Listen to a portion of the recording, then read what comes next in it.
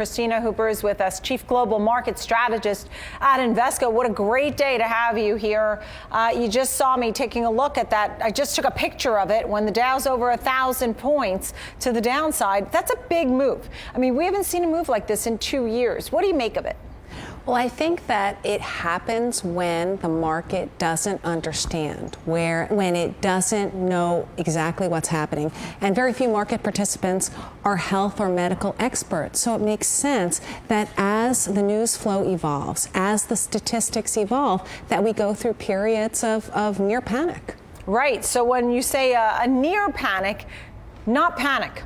Right? Near panic. And that's the big difference. You used a very key phrase to separate the two. That's true. We certainly could see days of panic. I just don't think we're there yet. And I also believe that market participants understand that there is a very real possibility that the Fed provides insurance cuts this year, just as it did last year, but for a different reason, the coronavirus threat. Now you have 100% bet that the Fed will cut. Do you agree that the Fed will likely cut if this continues? I do think the Fed will likely cut. I don't think I'm at 100%, maybe 85, 90%. A lot of it has to do with where this goes.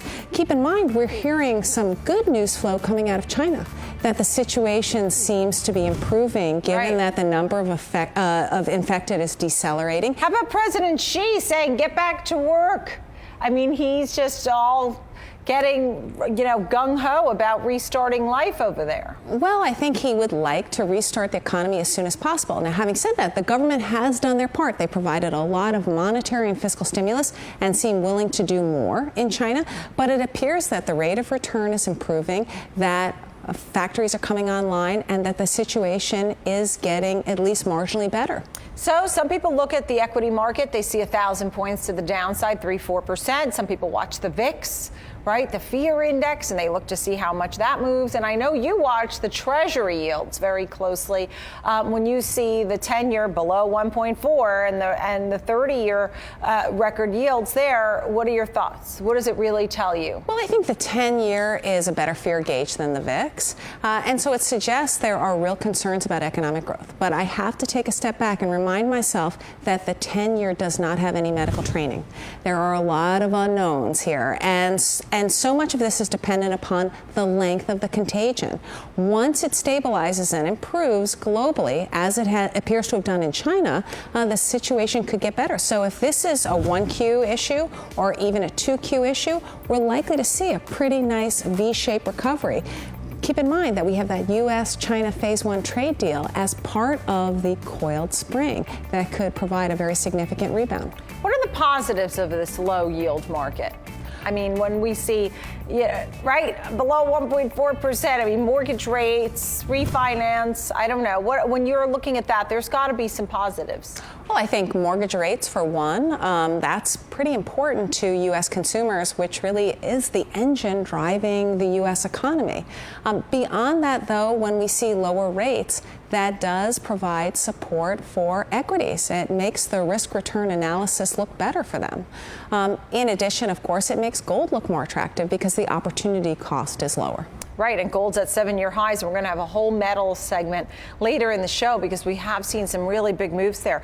You're also watching a few of the things that are happening this week, including China industrial production, consumer confidence. What key things are you watching throughout this week? It's Monday morning, basically, now. Right. Well, we want to see the impact of the coronavirus. For China, PMIs are coming out on Saturday, and what that can tell us is essentially are we seeing improvement in economic activity? Is the worst behind us for the coronavirus? So that's important.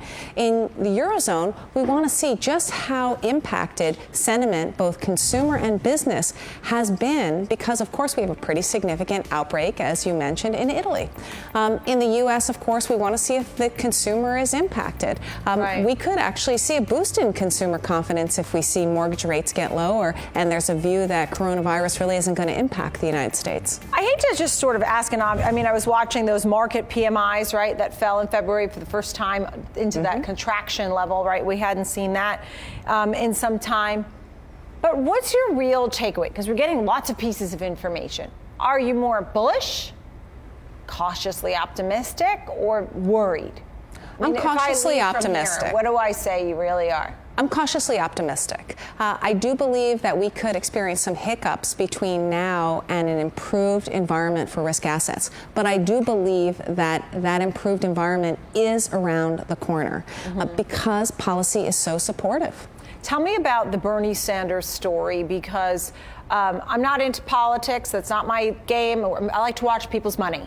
And when I talked to a trader today, and George just said it too, a lot of the traders are concerned what the Bernie Sanders agenda means for our money. Can you make us understand a little better what we could expect? Sure. I mean, this is exactly what I've warned about, what we've seen in healthcare, is that we could see industry-specific sell-offs if we see progressive candidates win high-profile primaries. And Nevada was high-profile. It's one of the first. And so there is now more concern that Bernie Sanders could actually win, not just the Democratic nomination. Sell-offs in healthcare in particular for Bernie Sanders. I think if Elizabeth Warren were to begin winning some high-profile primaries, we'd probably see sell-offs more centered on financials. But it's all the same story, a very short-term move that we really shouldn't react to. Okay, Christina Hooper, great to see you. Christina Hooper, Chief Global Market Strategist at Invesco.